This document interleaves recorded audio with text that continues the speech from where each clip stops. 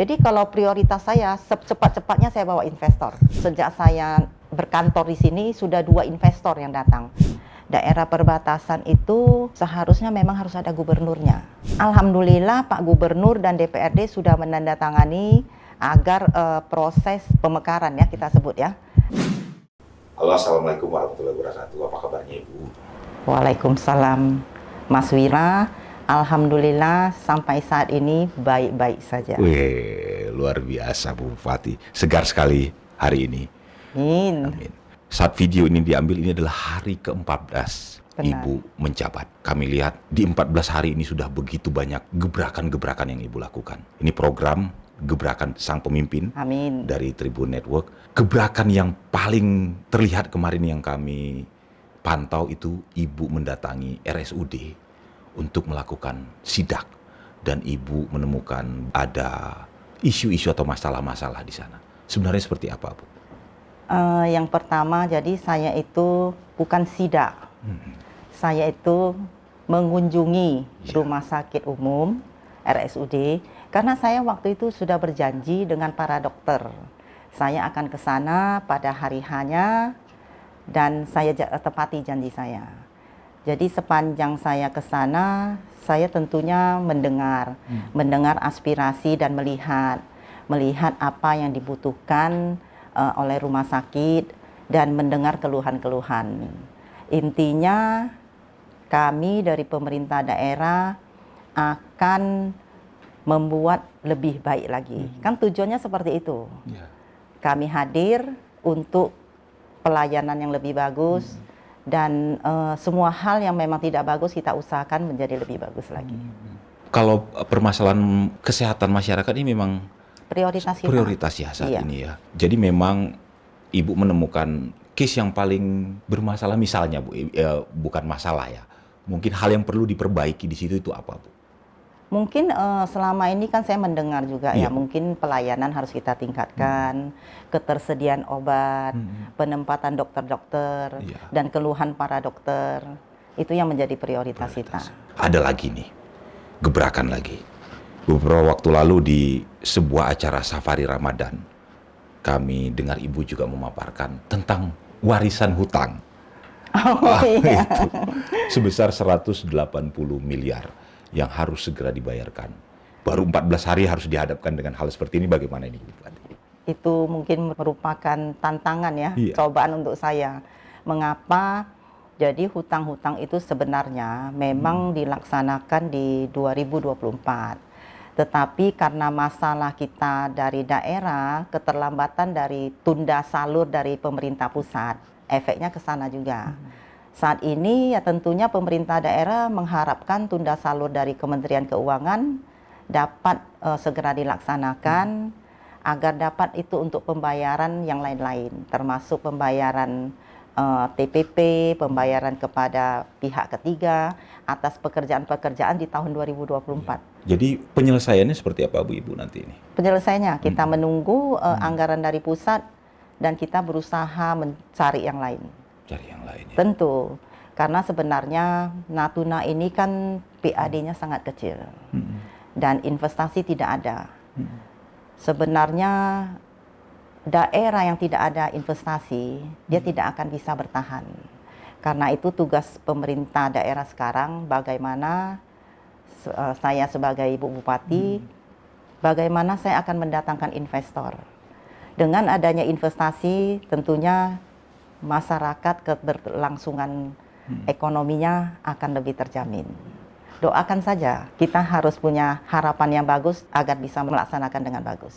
Saya rasa dengan kiprah Ibu sebagai legislatif sebelumnya di DPR RI mendatangkan investor dengan jaringan yang ada rasanya bukan perkara yang sulit ya Bu.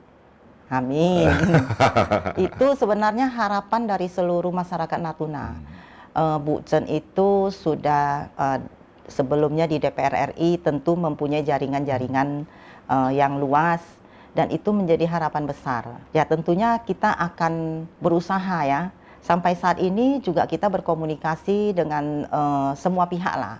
Dengan semua pihak agar ada investasi. Dan ada beberapa sudah yang mulai ingin berkunjung dan sudah berkunjung. Ada investasi PLTS, ada dari Salim Group untuk peremajaan kelapa. Nah, itu lagi kita bagaimana kita approach terus, bagaimana ini berhasil. Doakan aja supaya berhasil. Amin, Ibu. Amin. Bu, tentang investasi tadi Ibu beberapa kali mention tentang investasi. Sebenarnya potensi-potensi investasi apa saja, Bu, yang bisa dikembangkan di Natuna, menarik bagi investor? Sebenarnya apa-apa saja itu? Banyak sekali. Salah satunya bapak-bapak baru datang ya. Ya. Nah, nanti lihat sepanjang kita melewati jalan itu semua banyak pohon kelapa. Betul. Jadi kita tidak usah berpikir untuk yang lain-lain. Yang di depan mata saja sudah ada, itu harus kita kembangkan. Kita remajakan, para petani kita meremajakan kelapa-kelapa itu. Mengapa? Saat ini kan komoditas kelapa itu sangat menjadi primadona. Iya. Nah, apalagi saat ini malah diekspor keluar. Dan harganya saat ini sedang bagus-bagusnya, Bu. Benar. Saya melihat tadi di medsos ya, santan itu sampai 40.000 per kilo. Itu sangat luar biasa, 46.000. Nah, sebelum-sebelumnya saya tahu itu sekitar 28.000. Dan itu bahkan santan-santan yang instan hilang dari pasar. Artinya apa? Artinya suplainya sedikit, demand-nya besar. Betul. Dan kita masyarakat Indonesia ini kan banyak mengkonsumsi santan. Apalagi ke depan mungkin dari kelapa itu bisa dijadikan bahan-bahan lain. Ya. Dan saya tentunya mengharapkan kalau Natuna ini, kelapa yang sudah ada harus kita lestarikan. Kalau bisa kita tanam baru, kita remajakan. Remajakan. Artinya nggak usah muluk-muluk Nggak usah, apa. itu saja sudah. Kalau Sudah ada di depan pabrik mata. kelapa di sini, pabrik yang membuka untuk itu sudah bisa menyerap tenaga kerja yang luar biasa. Iya, iya.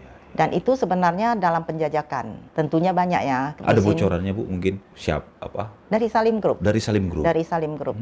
Nah, sudah datang menjajaki, sekarang tinggal bagaimana kita berbicara mengenai teknis.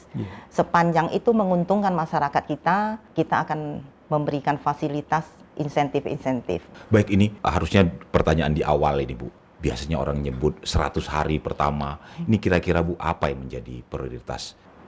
Jadi saya ini sebenarnya kerja tidak ada 100 harinya. Nggak ada 100 hari. Tidak ada 100 harinya. Saya masuk baru berapa hari ya? 2 minggu ya. 2 minggu, 14 hari. 2 minggu saya lagi bagaimana menyelesaikan yang seperti Bapak-Bapak sampaikan, menyelesaikan pembayaran TPP kepada ASN dan yang lain-lain. Itu menjadi prioritas, tetapi saya tetap bergerak untuk investasi. Jadi tidak ada 100 hari, makin cepat makin bagus investasinya. Sejak saya berkantor di sini sudah 2 investor yang datang. Ini menunggu kalau saya selesai lebaran mungkin akan ada masuk lagi. Iya. Jadi kalau prioritas saya secepat-cepatnya saya bawa investor. Jadi itu prioritasnya. Itu Bu, ya? prioritas saya. Secepat-cepatnya membawa Benar. investor. Benar. Dalam 2 minggu sudah 2 investor ya, Bu? Jadi sebenarnya beberapa teman sudah mau datang dari Batam, tetapi ini kan karena bulan Ramadan. Iya, Bu. Dan 2 minggu ini ya penerbangan kan tidak ada, sangat sedikit. Terkendala itu, tetapi alhamdulillah tanggal 20 nanti sudah normal. Mungkin teman-teman yang lain bisa datang. Bu, ini harus saya tanyakan. Belum lama ini keluar surat rekomendasi dari DPRD Kepri tentang rencana Iya. Provinsi Natuna Anambas. Iya. Ini bagaimana, Bu, melihat ini? Saya melihatnya itu kabar gembira bagi kita. Bagi masyarakat Natuna dan Anambas khususnya Natuna ini kabar gembira. Mengapa? Jadi sebenarnya kan daerah kita daerah perbatasan. Daerah perbatasan itu seharusnya memang harus ada gubernurnya. Baik. Sebagai mewakili dari pusat. Alhamdulillah Pak Gubernur dan DPRD sudah menandatangani agar proses pemekaran ya kita sebut ya. Pemekaran tentunya kemudian nanti akan diurus di pusat. Dan kami masyarakat Natuna pasti karena ini udah ditunggu lama. Ini menjadi hadiah bagi kami ini kepala daerah baru. Seperti Bupati Anambas, Bupati Natuna dan masyarakatnya ini menjadi hadiah yang sangat besar. Artinya DBH pun bisa jadi lebih besar ya, Bu, ya? Banyak kewenangan Iya. kalau setelah menjadi provinsi. Kewenangan di perikanan saat ini kabupaten itu tidak mendapat kewenangan apa-apa.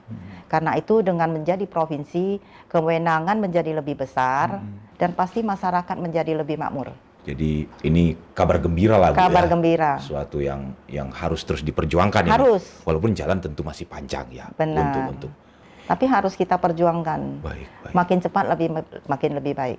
Kalau bisa di periode Ibu sekarang ini ya. Amin. Amin. Kalau Baik. Ibu, tentang efisiensi. Iya. Kami dengar katanya Natuna sudah membahasnya, sudah dapat angka anggaran yang sudah bisa diefisiensikan. Apa betul seperti itu, Bu? Jadi efisiensi ini kan sesuai dengan anjuran perintah dari Pak Presiden ya. Dari kementerian saja sudah banyak melakukan efisiensi. Tentunya daerah juga harus melakukan efisiensi mengingat anggaran daerah kan sedikit. Nah, tentunya setiap daerah mempunyai formula bagaimana efisiensi dan itu sudah kita laksanakan. Artinya sepanjang tahun ini mungkin kegiatan-kegiatan akan kami kurangi.